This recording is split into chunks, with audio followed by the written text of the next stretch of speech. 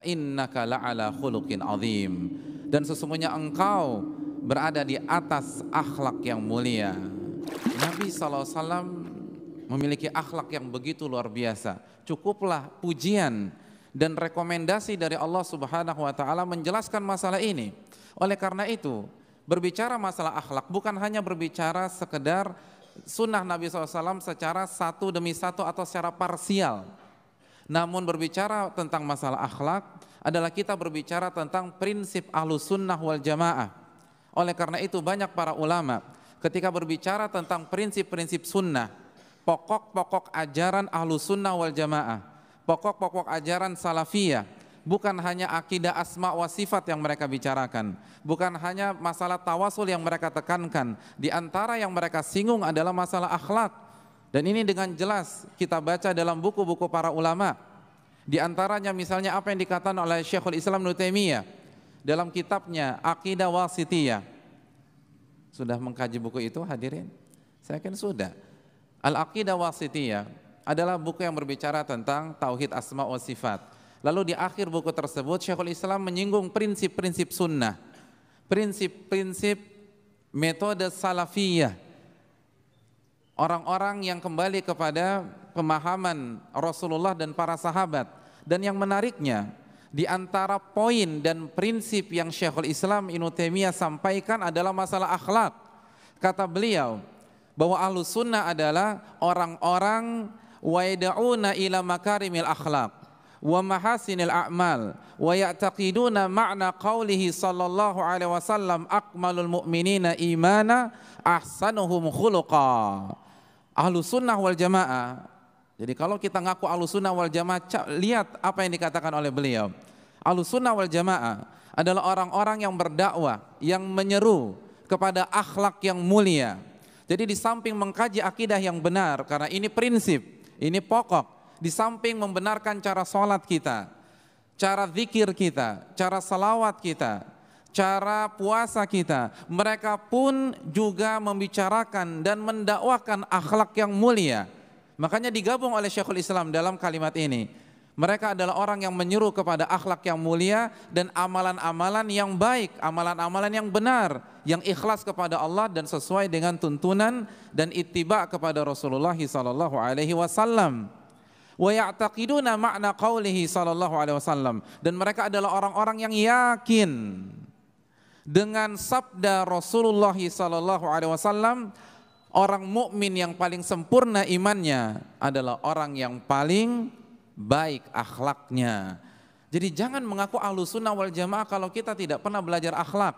Jangan mengaku Ahlus Sunnah wal Jamaah kalau kita jauh sekali dengan akhlak Rasulullah SAW. Karena salah satu prinsip yang harus kita pelajari, yang harus kita tekankan, yang harus kita perbaiki adalah masalah apa? Masalah akhlak. Dan ini pun dikatakan oleh Al-Imam As-Sabuni dalam kitabnya Aqidatus Salaf wa Ashabil Hadith. Ketika beliau berbicara tentang prinsip-prinsip Ahlul Hadith, Ahlus Sunnah wal Jamaah, apa kata beliau?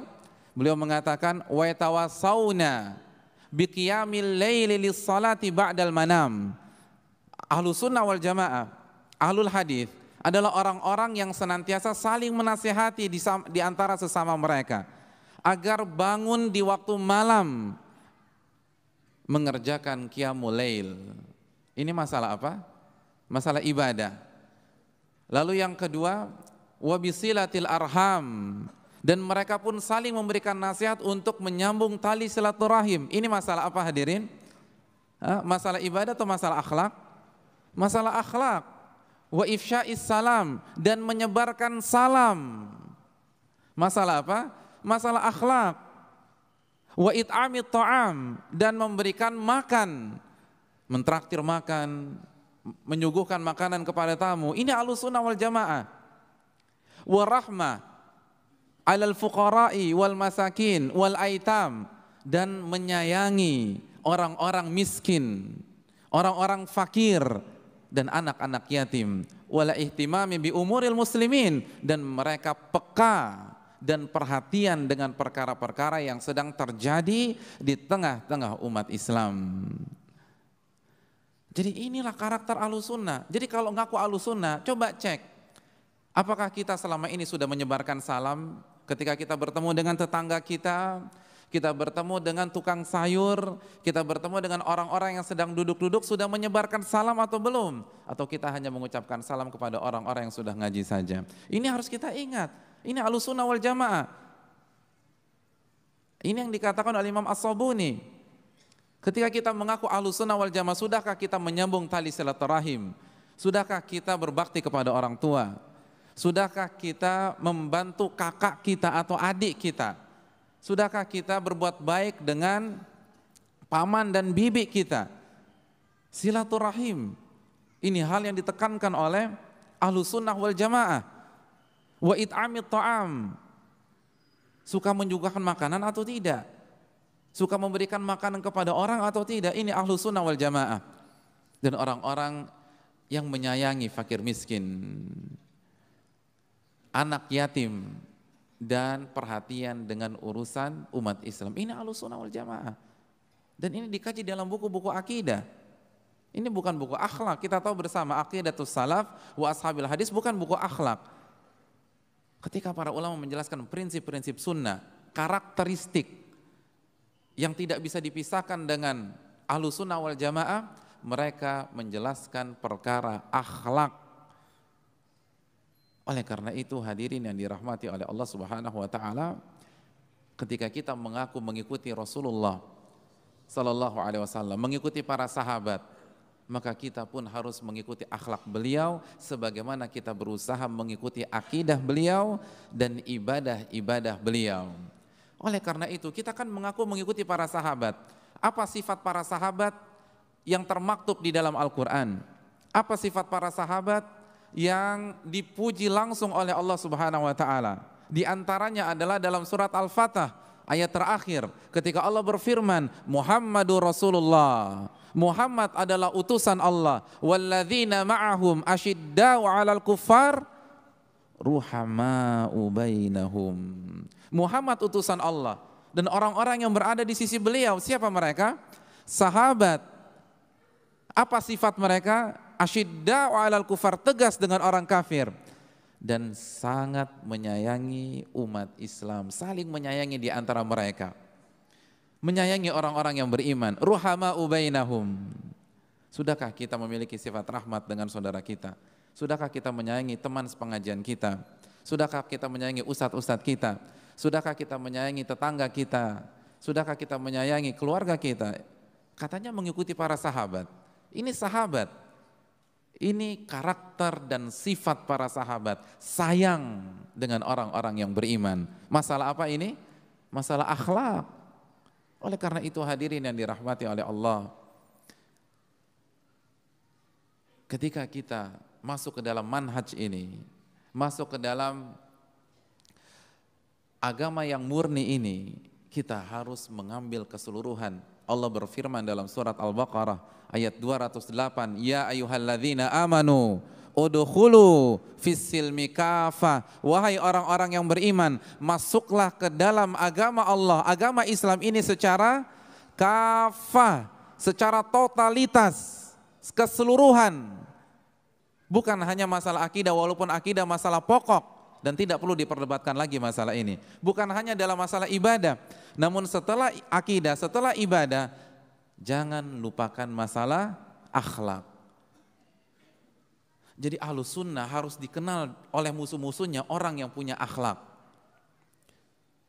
Iya sih memang mereka mengatakan tawasul itu syirik, tetapi akhlaknya itu baik-baik.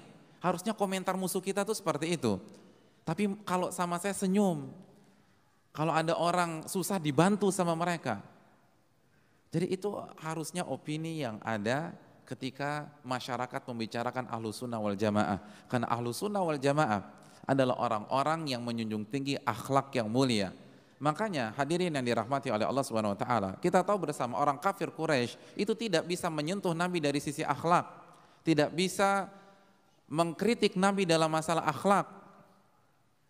Mereka bisa mengadakan perlawanan dalam masalah akidah, tetapi masalah akhlak tidak. Karena gelar Nabi yang mereka sematkan sendiri adalah Al-Amin, orang yang dapat dipercaya. Dan di saat-saat mereka mencaci maki Nabi, memfitnah Nabi, mengatakan Nabi orang gila, mengatakan Nabi tukang sihir atau dukun, di waktu yang sama kalau mereka punya barang berharga, mereka simpannya kemana? Ke Rasulullah SAW. Pernah lihat ada orang gila dikasih uang? Tidak ada, kecuali orang yang difitnah gila pada masa itu, namun pada waktu yang sama mereka justru meletakkan uang mereka, barang mereka, harta mereka kepada Nabi kita SAW yang mereka katakan gila dengan lisan-lisan mereka. Ini pertama dalam sejarah dan mungkin terakhir dalam sejarah. Tidak ada seorang musuh yang menaruh barang berharganya kepada musuhnya, kecuali musuh Nabi kepada Rasulullah SAW. Ini menunjukkan akhlak beliau itu tidak tercela. Jadi diakui kawan maupun lawan. Nah, sudahkah musuh kita mengakui akhlak kita? Itu pertanyaannya. Sudahkah ahlul bid'ah mengakui akhlak kita? Itu pertanyaannya. Karena akhlak beliau itu diakui musuh beliau. Tidak ada cacat dalam akhlak Nabi SAW.